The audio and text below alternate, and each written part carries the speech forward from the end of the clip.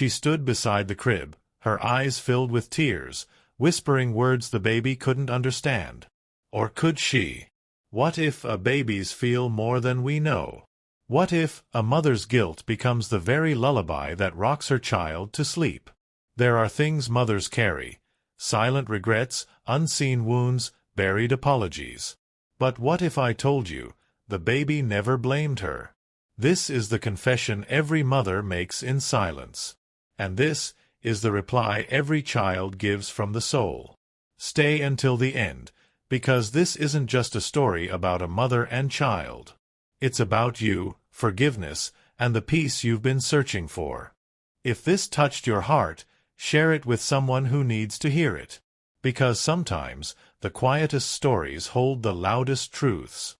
And if you're ready to keep healing, growing, and forgiving, subscribe.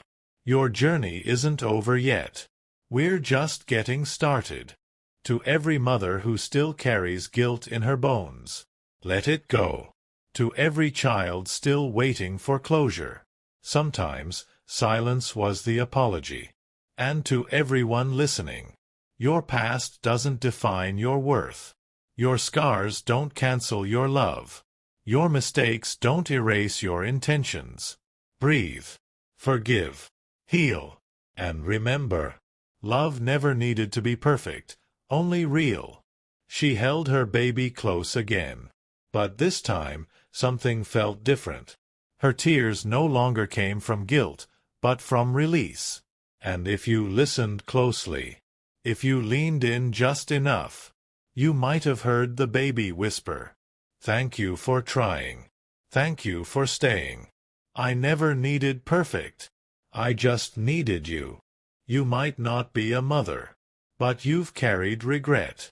You've wished you could go back. You've wondered if someone still blames you for your past. Here's the truth. Regret is a room with no windows.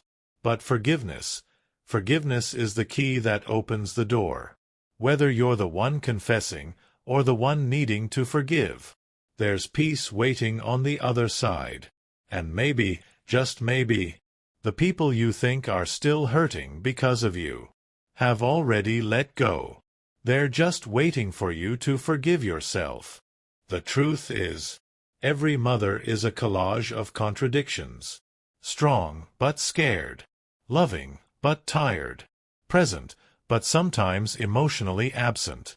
And yet, even in her brokenness, she becomes a safe place. Even when she feels like she's failing, she is becoming the anchor. The world won't always applaud her sacrifices, but her child will feel them. In every hug, every smile, every night she stayed when it would have been easier to run. Confession is not weakness. It is healing. It is the moment the mother says, "I did my best. I messed up. I loved deeply. I was human." And the child, even without words, says, "I know. I love you still. And I always will." Candle Story 1, The Unspoken Goodbye. Sophie was 22 when she became a mother.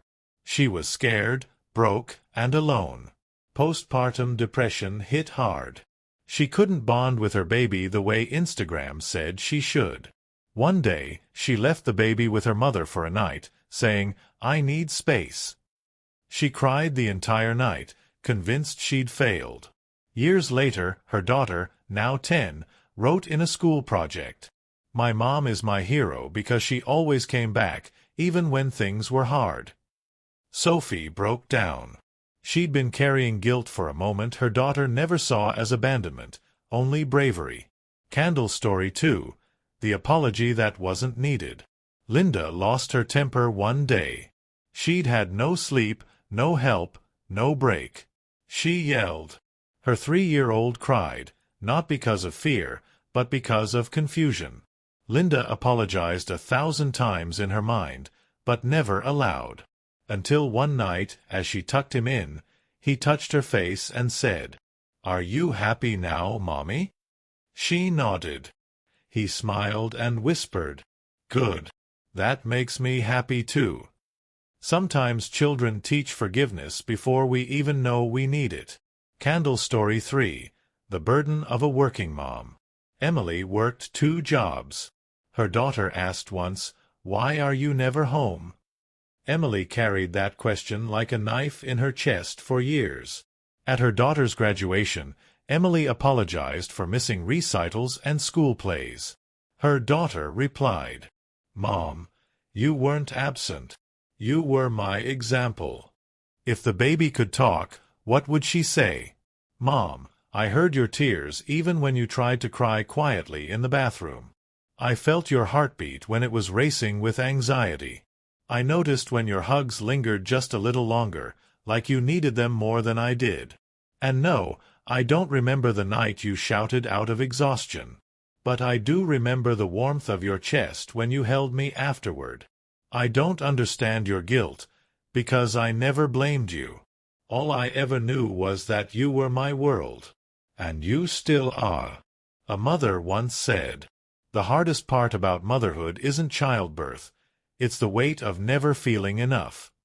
She held her baby close, smiled in front of others, but behind closed doors. She cried in silence. Why? Because no one told her that some nights guilt would be louder than the baby's cries. No one warned her that every time she lost her patience, it would echo in her heart for years. No one explained that being strong for everyone else often means being broken inside.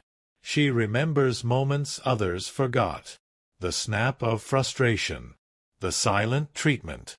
The time she whispered, "I need a break," and hated herself for it. But here's what she doesn't realize. The baby never asked her to be perfect. Just present. The baby didn't want a flawless mother. Just a loving one.